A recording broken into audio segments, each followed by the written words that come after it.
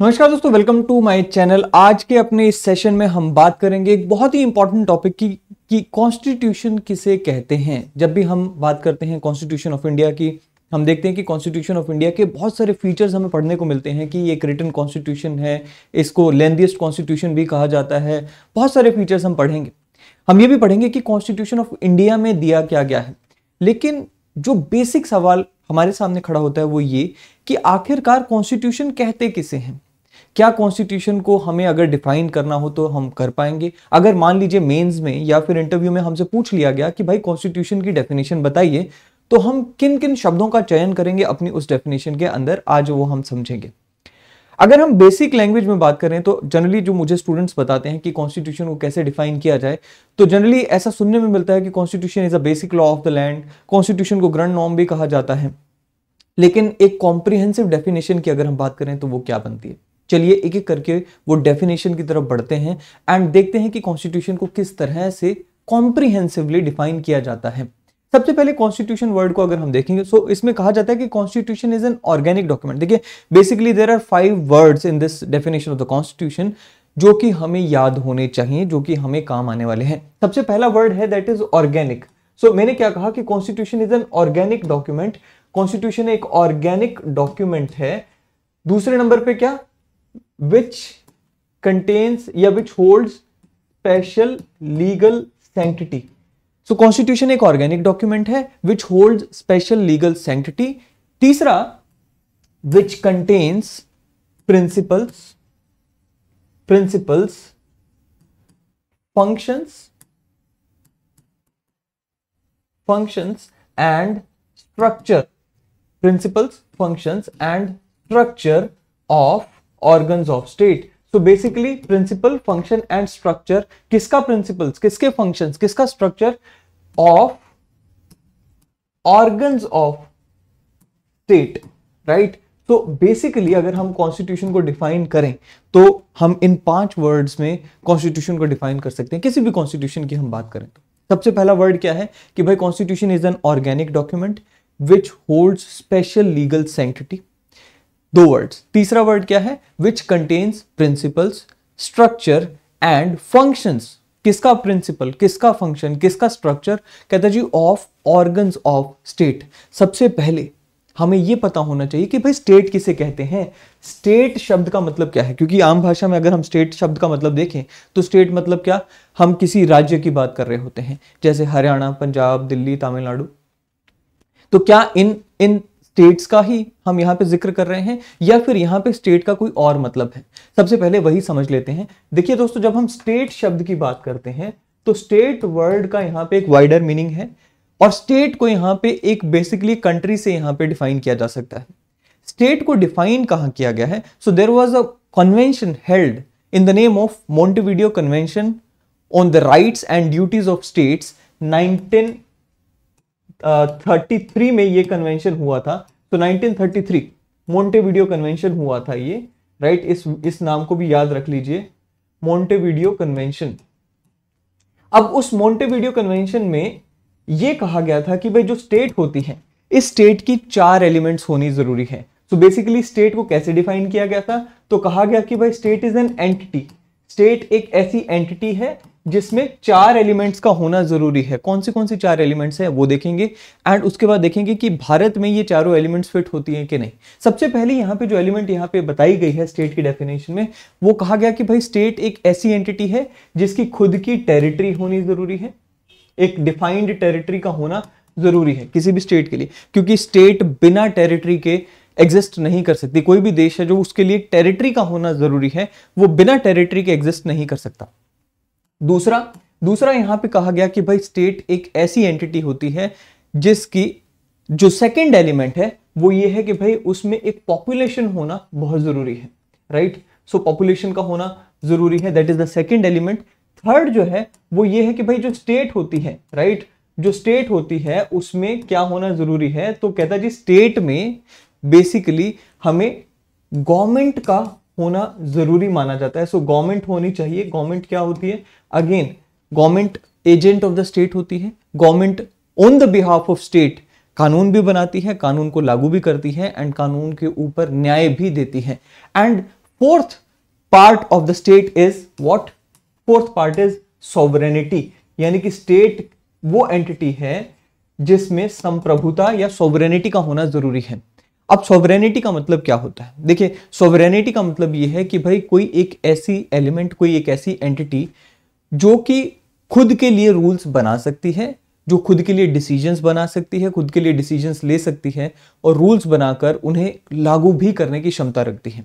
अगर सॉवरेनिटी मतलब देखें या सॉवरेनिटी के मतलब को देखें तो सॉवरेनिटी का मतलब हमने क्या कहा कि भाई self decision making power and the power to implement those decisions, संप्रभुता।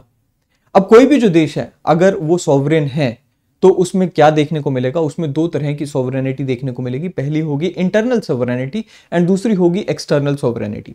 जब मैं इंटरनल सॉवरेनिटी की बात कर रहा हूं तो इंटरनल सॉवरेनिटी का मतलब होता है कि भाई कोई देश जिसमें इंटरनल सॉवरेनिटी है यानी कि आंतरिक संप्रभुता है, वो अपने लिए कानून खुद बनाता है और उन कानूनों को अपनी टेरिटरी में लागू करने की क्षमता रखता है। जब हम एक्सटर्नल सॉवरेनिटी की बात करते हैं तो एक्सटर्नल सॉवरेनिटी का मतलब यह है कि कोई भी देश जिसमें हम बाह्य संप्रभुता की बात करते हैं, वो देश अपनी फॉरेन पॉलिसी खुद डिसाइड करता है। जैसे इंडिया की अगर हम बात करें, इंडिया के रिलेशंस रशिया के साथ कैसे होंगे वो हमें अमेरिका नहीं बताएगा, वो हम खुद डिसाइड करेंगे। आपने देखा भी होगा जब यूक्रेन एंड रशिया का युद्ध हुआ तो हम पे बहुत सारा प्रेशर आया था कि भाई आप रशिया के साथ अपने संबंध छोड़ दीजिए, वहां से तेल ना खरीदें। लेकिन इंडिया ने ऐसा नहीं किया। इंडिया ने सारे डिसीजंस खुद लिए एंड इंडिया ने अपने डिसीजंस को इंप्लीमेंट भी किया। So this was a complete and this was a complete exhibition I would say of our external sovereignty, right? So हम अभी तक स्टेट की डेफिनेशन पढ़ रहे थे। हमने कहा जी स्टेट एक ऐसी एंटिटी होती है जिसमें ये चार एलिमेंट्स, कौन सी चार elements? Territory, population and government और सॉवरेनिटी, इन चार एलिमेंट्स का होना जरूरी है। चलिए अब बात करते हैं हमारी कॉन्स्टिट्यूशन की डेफिनेशन की। अब हमने क्या कहा था? अभी तक हमने कहा कि भाई कॉन्स्टिट्यूशन एक ऑर्गेनिक डॉक्यूमेंट है विच holds special legal sanctity and contains principles, functions and structure of organs of state। अब हमने state का मतलब तो समझ लिया। अब यहां पर एक और वर्ड हमें देखने को मिला, वो है कि भाई organs of state क्या होता है। देखिए organs कौन सी हैं स्टेट की? तो देखिए जो स्टेट है उसकी बेसिकली तीन ऑर्गन्स यहां पर हम लेकर चलते हैं। बेसिकली वो तीन ऑर्गन्स कौन सी हैं? सबसे पहली है लेजिस्लेचर, दूसरी है एग्जीक्यूटिव एंड तीसरी है जुडिशरी। अब अगर मैं लेजिस्लेचर की बात करूं तो लेजिस्लेचर का मतलब क्या हो गया? हमारी विधायिका। ये वो बॉडी होती है जो लॉ मेकिंग का काम करती है, right? So basically law making यानी कि कानून बनाने का जो काम है वो लेजिस्लेचर का है। दूसरा जो है यहां पर हम एग्जीक्यूटिव की बात कर रहे हैं। एग्जीक्यूटिव वो बॉडी है जो इन कानूनों को इंप्लीमेंट करती है, राइट? इन कानूनों को इंप्लीमेंट करती है। सो बेसिकली जब आप ब्यूरोक्रेट बन जाएंगे तो आप एग्जीक्यूटिव का हिस्सा होंगे। एग्जीक्यूटिव में भी फर्दर हम आगे देखेंगे कि देयर आर टू सब divisions, one is permanent executive and the other is temporary executive. जो परमानेंट एग्जीक्यूटिव है बेसिकली उसमें कौन आ जाते हैं? उसमें सभी ब्यूरोक्रेट्स जो कि एग्जाम क्लियर करके सरकार का हिस्सा बनते हैं वो सब आ जाते हैं। और अगर हम टेम्परेरी एग्जीक्यूटिव की बात करें तो उसमें कौन आ जाता है? हमारे जितने भी मिनिस्टर्स हैं वो सब टेम्परेरी एग्जीक्यूटिव का हिस्सा है। उन्हें टेम्परेरी एग्जीक्यूटिव भी क्यों कहा जाता है ये भी समझ लेते हैं। सो बेसिकली ये जो टेम्परेरी एग्जीक्यूटिव हैं चुनाव लड़कर आते हैं एंड इन्हें मैक्सिमम 5 साल के लिए एक बार में टेन्योर मिलती है। अगर 5 साल से दोबारा इनकी टेन्योर बढ़नी होगी तो दोबारा ये चुनाव लड़के आएंगे, दोबारा जीत कर आएंगे, उसके बाद इनकी टेन्योर फिर एक्सटेंड हो सकती है। जैसे कि हमने देखा हमारे प्रधानमंत्री के केस में, वो पहले प्राइम मिनिस्टर थे फिर दूसरी बार भी प्राइम मिनिस्टर बने, right? So like that. So executive and तीसरा क्या आ गया? जुडिशरी। ना जुडिशरी का काम क्या है? सो बेसिकली जुडिशरी का काम है लॉज के ऊपर न्याय देना, एडजुडिकेट करना। ना अब हमने ये तीन ऑर्गन्स का तो यहां पे देख लिया। अब हम वापस चलते हैं हमारी कॉन्स्टिट्यूशन की डेफिनेशन के ऊपर। सबसे पहले तो हमने कहा जी constitution is an organic document. Organic document का क्या मतलब है? देखिए ऑर्गेनिक का मतलब जैसे कि आप देख भी पा रहे होंगे, एक ऐसी वस्तु या एक ऐसी एंटिटी जो कि जीवंत होती है, जिसमें प्राण होते हैं। प्राण होने का मतलब ये नहीं है कि वो सांस ले रही है या नहीं। प्राण होने का मतलब ये है, या जीवंत होने का मतलब ये है कि भाई उसमें बदलाव संभव है कि नहीं। क्या हमारे कॉन्स्टिट्यूशन में बदलाव संभव है? क्या हमारा जो संविधान है जो 1949 में बन गया था, जिसे हमने 1950 में अडॉप्ट किया, क्या उसमें उसके बाद कोई चेंज आया है? तो डेफिनेटली आया है। हम देखते हैं कि भाई 105 अमेंडमेंट्स अब तक आ चुकी हैं। ये 105 अमेंडमेंट्स जो आई हैं दोस्तों, ये इस बात का प्रमाण है कि भाई देखिए हमारा जो कॉन्स्टिट्यूशन है उसमें समय के अनुसार, स्थिति के अनुसार, यानी कि सिचुएशन एंड टाइम के अकॉर्डिंग चेंजेस लाए जा सकते हैं। चेंजेस तो अमेरिका के कॉन्स्टिट्यूशन में भी आते हैं, बट जब हम इंडिया कॉन्स्टिट्यूशन की बात करते हैं in comparison to US constitution, तो हमारा जो कॉन्स्टिट्यूशन है इसमें चेंजेस लेकर आना काफी ज्यादा इजीली संभव है in comparison to US, right now. So पहला हमने देखा कि भाई ऑर्गेनिक डॉक्यूमेंट का क्या मतलब होता है। अब हम बात करते हैं दूसरे वर्ड की, that is special legal sanctity. Special legal sanctity का मतलब क्या होता है? इसे आप इस तरह से समझें कि क्या आपने कभी ऐसा देखा या सुना है कि भाई कोई ऐसा कानून बना है जिसके हिसाब से कॉन्स्टिट्यूशन नहीं है, इसलिए कॉन्स्टिट्यूशन में बदलाव आ गया हो? मैं फिर रिपीट करता हूं, क्या कोई और ऐसा कानून है हमारे देश में जिसके हिसाब से हमारे संविधान में बदलाव लाया होगा? ऐसा कोई कानून हमें नहीं देखने को मिलता। लेकिन अगर हम वहीं पे दूसरी तरफ देखें, हमारे कॉन्स्टिट्यूशन में जो प्रोविजंस दिए गए हैं, चाहे वो फंडामेंटल राइट्स हैं या फिर और बहुत सारे प्रोविजंस हैं, अगर इन प्रोविजंस के हिसाब से हमारे देश का कोई और कानून नहीं चल रहा है, या हमारे देश में कोई कानून ऐसा बना दिया गया जो कि इन प्रोविजंस के हिसाब से नहीं बना है, फंडामेंटल राइट्स के हिसाब से नहीं है, या बाकी के जो प्रोविजंस हैं उनके हिसाब से नहीं है, तो क्या होगा? अल्टीमेटली उस कानून और कॉन्स्टिट्यूशन के बीच में कॉन्फ्लिक्ट होगा, एंड इस कॉन्फ्लिक्ट में कॉन्स्टिट्यूशन हमेशा जीतेगा, और वो जो बाकी का कानून होगा जो कि कॉन्स्टिट्यूशन के हिसाब से नहीं बना है वो हार जाएगा, उसे निरस्त कर दिया जाएगा या फिर उसमें बदलाव लाया जाएगा। ऐसे में क्या हो गया? ऐसे में ये प्रूव हो गया कि जो हमारा कॉन्स्टिट्यूशन है या जो हमारा संविधान है वो सुप्रीम है। कॉन्स्टिट्यूशन के आगे इस देश में कोई और कानून नहीं टिक सकता है। तो व्हेन वी से special legal sanctity, legal sanctity, sanctity word का मतलब होता है प्योरिटी, पवित्रता। अब लीगल सैंक्टिटी मतलब क्या? कि भाई कानूनी रूप से हमारे संविधान से बड़ा कोई कानून देश में नहीं है। जो supreme law of the land है वो है कॉन्स्टिट्यूशन। नाउ ये दो वर्ड्स का मतलब हमने समझा, organic and special legal sanctity. अब हम बात करते हैं principles, function and structures of organs of state. हमने ऑर्गन्स ऑफ स्टेट का मतलब देख लिया, हमने स्टेट का मतलब देख लिया, अब प्रिंसिपल्स, फंक्शन एंड स्ट्रक्चर। सबसे पहली बात प्रिंसिपल्स। प्रिंसिपल्स होता क्या है? देखिए प्रिंसिपल्स वो रूल्स हैं या वो हमारे बेसिक बिलीफ्स होते हैं जिनको हम लेकर चलते हैं, जिनके हिसाब से हम अपना जीवन चलाते हैं। फॉर एग्जाम्पल, मान लीजिए मैं अपने जीवन की बात करूं और मैं कहूं कि भाई this is my principle that I will not do और I will not indulge in any kind of violence. ये मेरे जीवन का एक प्रिंसिपल है कि मैं किसी भी प्रकार की वायलेंस में इंडल्ज नहीं करूंगा। इसी तरह से हमारे संविधान में भी कुछ प्रिंसिपल्स दिए गए हैं जिसके हिसाब से हमारा देश चलेगा, जिसके हिसाब से हमारे देश में जितने भी कानून बनाए जाएंगे वो गवर्न होंगे, जिसके हिसाब से हमारे देश की जो जनता है उन्हें अधिकार मिलेंगे, राइट, उन्हें ड्यूटीज भी मिलेंगी, अधिकार भी मिलेंगे, एंड पॉलिटिकल सिस्टम भी हमारा उन्हीं प्रिंसिपल्स के हिसाब से चलेगा। सो ये प्रिंसिपल्स आखिर दिए कहाँ गए हैं? अगर आप अपने कॉन्स्टिट्यूशन का प्रियम्बल देखते हैं तो प्रियम्बल में ही आपको देखने को मिलेगा। प्रियम्बल की जो पहली लाइन है उसी में यहाँ पे हमें देखने को मिलेगा कि हम अपने कॉन्स्टिट्यूशन को कौन से प्रिंसिपल्स के हिसाब से चलाना चाहते हैं। हमने उसमें लिखा है that India is a socialist country, secular country, democratic country, Republican country.